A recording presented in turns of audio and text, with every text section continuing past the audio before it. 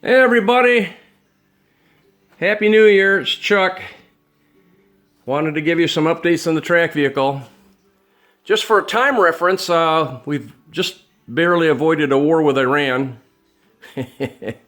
And we got a snow warning, weather warning out here tonight in Michigan in January. And I'm out here working on a track vehicle. But hey, we all got to have our priorities, right?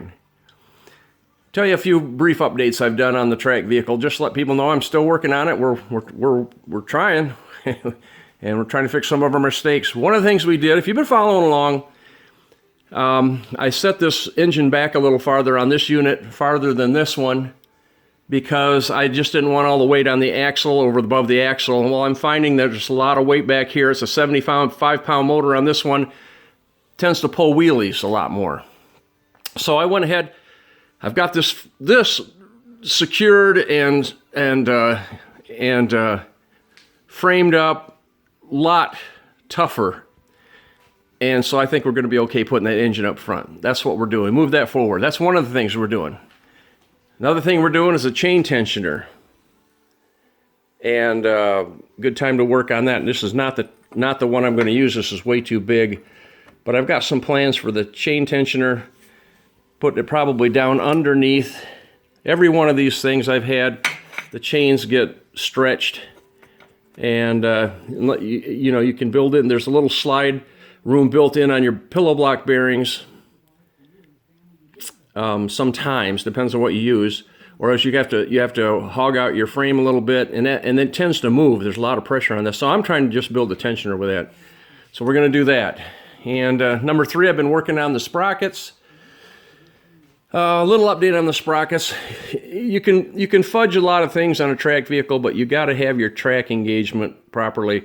My last video, I hear some popping on it, and I never heard that on my little red one. And I'm convinced that the track sprockets, even though the same people built all sets of them, I'm convinced they did this wrong. Matter of fact, I just show you over here. I think they cut these sprockets too deep. I'm just bringing this up to us because, learn from my mistakes. If you're going to build a track vehicle with a 60 pitch track, by the way, let's run over here and cover that. People tell me all the time I go too fast and don't tell people. These are the tracks, 180 by 60 by 39. 180 means 180 millimeter. That's the width, which is about 7 inches. 60 millimeters is the distance between the centers of the slots on the track. 60 millimeter. 39 is the number of links, they call it. So that's how you get that. Now, something to be aware of, if you're going to try to do something with the sprockets, 60 millimeter between here and here, you just automatically assume your sprockets should be 60 millimeter. At least I did. I never bothered measuring them. So what do I find here? I'll show you here. I'm going to switch hands. On our Facebook page, which, by the way, if you're interested, you might want to consider being a part of that. It's Personal Track Vehicles on Facebook. Personal Track Vehicles. And send me a note that you might want to enter that group. There's a lot of good stuff going on there. Well, here we look. 60 millimeter pitch track. And my teeth are 67 millimeters apart. And what we're finding is that that's right. This is not wrong. And it has all to do with how your teeth engage your track.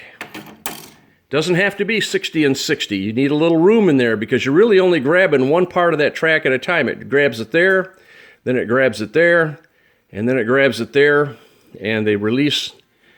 And so there's a little bit of space between when they link up. I didn't know that. I've done this for years and didn't know that. But these sprockets, another thing with them, you see the valleys, I call them the valleys cut on these things. It's pretty substantial teeth, pretty short valley, small, which was not like the ones on this other track vehicle. And I've come to the conclusion that the machine shop did them wrong. I originally got a Honda-powered wheelbarrow sprocket. Had these 2 sprockets made, sent it back. Then I took one of these when I started building this unit and just took one of these sprockets to the machine shop and said I wanted 2 more just like that. Well, they didn't turn out to be just like that. They were cut real deep, and I believe they were cut wrong in the sense that, yeah, it makes a nice big tooth, but they don't engage and disengage, and it makes that popping noise. So I've gone through with some 1/4 inch by 3/4 inch flat, just putting it in there, beveled the ends a little bit, the sides, put them in here, welding them down, and now I've got approximately a little bit over 1 inch of flat space between the teeth, and that's what you need in order for that track to ride in there. So there we go. Kind of reminds me of that Michael Keaton movie, Duplicity. You remember that movie, Duplicity, where he cloned himself, and the clone cloned himself, and the clone cloned himself, till finally got to Steve? You remember that movie? I don't know, that's what I think of.